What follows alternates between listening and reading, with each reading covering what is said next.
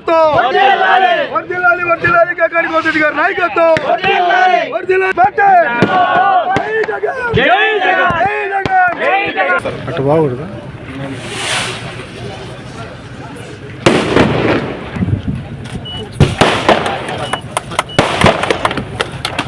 జరిగినటువంటి అభివృద్ధి కానీ సంక్షేమం కానీ ఏదన్నా జరిగింది అంటే వైఎస్ఆర్ కాంగ్రెస్ పార్టీ ప్రభుత్వంలో జగన్మోహన్ రెడ్డి గారు ముఖ్యమంత్రిగా ఉన్నప్పుడు జగన్మోహన్ రెడ్డి గారి ఆలోచన మేరకు అనేక రకాలైనటువంటి సంక్షేమ కార్యక్రమాలతో పాటు అభివృద్ధి కార్యక్రమాలను కూడా పూర్తి చేయడం జరిగింది. ఈరోజు ఈ నియోజకవర్గానికి సంబంధించి విచ్చలవిడిగా దోపిడీ తప్ప ప్రజల గురించి కానీ ప్రజల సమస్యల గురించి కానీ పట్టించుకునేటువంటి నాదుడే కరువయ్యాడు. ముత్తుకూరు మండలానికి సంబంధించి వస్తే ముత్తుకూరు మండలంలో అనేక రకాలైనటువంటి అభివృద్ధి కార్యక్రమాలు చేశారు. ముత్తుకూరులో ఉన్నటువంటి ప్రధాన రహదారి దగ్గర నుంచి గ్రామాల్లో అవసరమైనటువంటి సిమెంట్ రోడ్లు, ఎక్కడెక్కడైతే అవకాశం ఉందో అక్కడ సైడ్ డ్రైన్లు, దానితో పాటు రైతులకు సంబంధించినటువంటి విద్యుత్ కనెక్షన్లు, అవసరమైనటువంటి లైన్ల మార్పిడి, అన్ని రకాలైనటువంటి కార్యక్రమాలు చేపట్టడం జరిగింది. మత్స్యకారులకు సంబంధించి ఫిషింగ్ జెట్టి ఏర్పాటు చేయాలని 25 కోట్ల రూపాయలతో మీరు ఫిషింగ్ జెట్టి ఏర్పాటు చేయండి అని చెప్పి సిఎస్ఆర్ నిధుల కింద ఆ బాధ్యతను కూడా పోర్టు యాజమాన్యానికి అప్పచెప్పడం జరిగింది.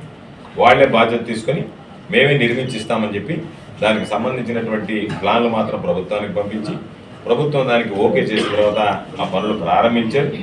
మరి పోర్టు యాజమాన్యం ఎందుకు అర్ధాంతరంగా ఆపివేసిందో, ఎవరు వాటిని అర్ధాంతరంగా ఆపివేశారో తెలియనటువంటి పరిస్థితి. అదేవిధంగా ఈరోజు ఒక వ్యత్యాసం, సిఎస్ఆర్ నిధులు అనేటువంటివి మా ప్రభుత్వంలో చాలా కంపెనీలు సిఎస్ఆర్ నిధులు ఇచ్చాయి.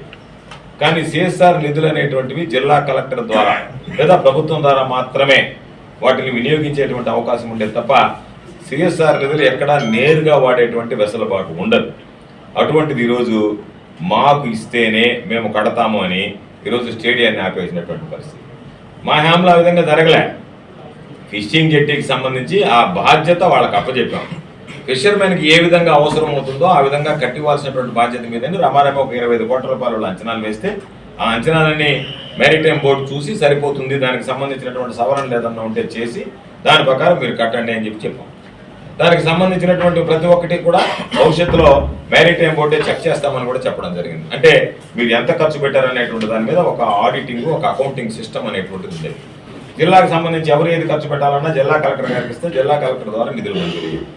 ఈరోజు వాటికి మంగళం పాడి నేరుగా ఈరోజు స్టేడియం పనులు ఎందుకు ఆగిపోయాయి ముత్తుకూరులో, ఆ స్టేడియంకి సంబంధించిన నిర్మాణం ఏదైతే మేము చేపడతాము అని చెప్పి పోర్టు యాజమాన్యం చెప్తే లేదు మాకు డబ్బులు ఇస్తే మేము కడతాము అని చెప్పి దాన్ని రూపాయికి 10 రూపాయలు బిల్లు వేసి దాన్ని దోచుకోవడానికి ఈరోజు దానికి సంబంధించినటువంటి పనులు అర్ధాంతరంగా ఆపివేయడం జరిగింది. లిఫ్ట్ ఇరిగేషన్ ఆపించేశాను అన్నాడు.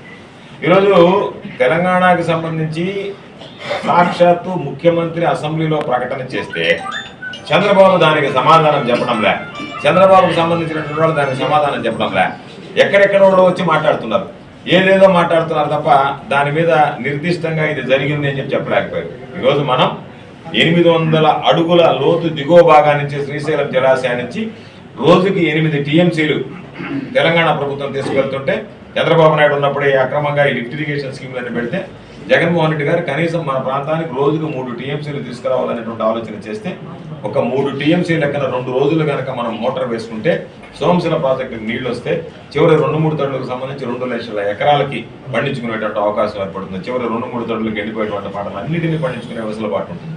రైతాంగం ధైర్యంగా జగన్మోహన్ రెడ్డి గారు చెప్పినట్టుగా ఇన్సూరెన్స్ కింద నేను పంట పండించుకోగలను, నాకు రాయలసీమ ఇరిగేషన్ ఉందనేటువంటి భరోసా ఉండేది. ఈరోజు అవన్నిటినీ పక్కన పెట్టి రకరకాలుగా మీరు నిద్ర లేస్తే మీ బ్రతుకంతా ఈ జగన్మోహన్ రెడ్డి గారి మీద పడి ఏడవడం తప్ప నేను ఇది చేశానని చెప్పుకోలేకున్నారు. ఏది మీరు చేసినటువంటిది ఏదంటే 1వ తేదీ వచ్చి మీ ఇంట్లో వాళ్ళు డబ్బులు తీసుకొచ్చి పంచినట్టుగా పెన్షన్లు ఇవ్వడం, దానికి సంబంధించి దారిని పోయే ప్రతి ఒక్కడు అది పదవి లేదు, ప్రోటోకాల్ లేదు, ఏమి లేదు. ఒక్కొక్క ఇంటి ముందు ఎంతమంది వాలంటీర్లు చేసిన జాబ్ ఇప్పుడు తెలుగుదేశం పార్టీ కార్యకర్తలు చేస్తున్నారు. అంతకుమించి ఏమి సంబంధం, ఒకటే వస్తారు అంతే. మామూలుగా పగటి వేషగాళ్ళు వస్తారు కదా, ఎప్పుడైతే ఆ పంటలు వస్తాయి అప్పుడు వచ్చి వాళ్ళు పగటి వేషగాళ్ళు అటు పెన్షన్కి వస్తున్నారు తెలుగుదేశం వేషగాళ్ళు. ఆ రోజు రావడం, పెన్షన్ ఇవ్వడం, వెళ్ళిపోవడం. గతంలో జగన్మోహన్ రెడ్డి గారు ఉన్నప్పుడు అనేక కార్యక్రమాలు ఉన్నాయి. నిత్యం ప్రజల్లో ఉండేవాడు, ప్రజలకు సంక్షేమ కార్యక్రమాలు అనేది అందరినీ చెప్పి మోసం చేసినటువంటి మీరు ఈరోజు ఏమి లేక అదే చెప్పాడు. ఈ మధ్య మన బ్రూస్లీ కూడా పోయి మాట్లాడొచ్చాడు, ల్యాండ్ టైటిలింగ్ యాక్ట్ అని చెప్పి. ల్యాండ్ టైటిలింగ్ యాక్ట్ నుంచి ఏం తెలుసు నీకు? ఏమి తెలియనటువంటి వాటి ల్యాండ్ టైటిలింగ్ యాక్ట్ గురించి ఏదన్నా నువ్వు గ్రావెల్ ఎట్ట కొట్టేయాలా, ఇసుక ఎట్ట కొట్టేయాలా, మిగతా వాటిని ఏ విధంగా కొట్టాలా, జంకో మీదకి ఏ విధంగా మనుషులు పంపించాలనేటువంటి దాని మీద అవగాహన ఉంది. కానీ మీకు ల్యాండ్ టైటిలింగ్ యాక్ట్ మీద ఏం అవగాహన ఉంది? అప్పటికిప్పటికి తేడా ఏముంది? ఏమన్నా టెక్నాలజీ మారిందా? బ్లాక్ చైన్ టెక్నాలజీ, లేదా ఏమన్నా అధికారులు మారారా? ఎంఆర్ఓలు ఏమైనా మారారా? డిప్యూటీ ఎంఆర్ఓలు మారారా? సర్వేయర్లు మారారా? ఆర్ఐలు మారారా? ఎవరన్నా మారారా?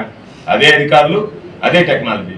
ఈరోజు కేవలం ఏంటంటే అట్టలు మార్చారు, లోపల బులుగు రంగులో ఉన్నటువంటి వాళ్ళు పసుపు రంగు వేసుకున్నారు, ఆ పేపర్ రంగులు మార్చి 5 వేసుకొచ్చి ఇస్తున్నారు తప్ప మీరు చేసినటువంటి ఘనకార్యం ఏదన్నా ఉంది చెప్పండి అంటే చెప్పలేనటువంటి పరిస్థితి. కాబట్టి ల్యాండ్ టైటిలింగ్ యాక్ట్ రద్దు చేసామంటే ల్యాండ్ టైటిలింగ్ యాక్ట్ రద్దు చేసింది ఏంది? ల్యాండ్ టైటిలింగ్ యాక్ట్ అనేటువంటిది రైతులకు ఉపయోగపడేటువంటిది. ఎవడన్నా పొరపాటున ఒక రైతు మోసపోతే ల్యాండ్ టైటిలింగ్ యాక్ట్లో ఇప్పుడు ఏం తేడా లేదు, దాంట్లో ఉన్నటువంటి మంచిని తీసేశారు. ఈరోజు మీరు గతంలో ఉన్నటువంటి వాటిని కొంటే కొనసాగించారు. ఆ మంచి ఉపయోగపడేటువంటి ఏదన్నా ఉంటే వాటిని తొలగించారు తప్ప ల్యాండ్ టైటిలింగ్ యాక్ట్లో చేసిన ఘనకార్యం ఏం లేదు. ల్యాండ్ సర్వే అదే విధంగా ఉంది. ల్యాండ్ సర్వేతో పాటు ల్యాండ్ టైటిలింగ్ యాక్ట్లో ఏముంది? ఎవడన్నా ఒక రైతు దగ్గర పొరపాటును కొని మోసపోతే దాని బాధ్యత ప్రభుత్వం తీసుకునేది. ప్రభుత్వం ఆ రైతుకు నష్టపరిహారం ఇవ్వచ్చేది. ఆ అధికారుల మీద తప్పు చేసినటువంటి అధికారుల మీద చర్యలు తీసుకునేది. కాబట్టి ఆ రైతు కానీ ఎవడన్నా పొలం కొంటే పొరపాటున ఆ పొలం కొనుక్కోకుండా ఉంటే, టైటిల్ లేకుండా ఉంటే ఆ టైటిల్కి సంబంధించినటువంటి బాధ్యత ప్రభుత్వం తీసుకునేది. ఈరోజు ఆ పరిస్థితి లేదు. ల్యాండ్ టైటిలింగ్ యాక్ట్ రద్దు చేసామంటే సర్వే మాత్రం కంటిన్యూ చేస్తున్నారు. ల్యాండ్ టైటిలింగ్ లో రైతులకు వచ్చేటువంటి లాభాలన్నింటినీ తొలగించారు. అది తమరు చేసినటువంటి ఘనకార్యం. ఏదో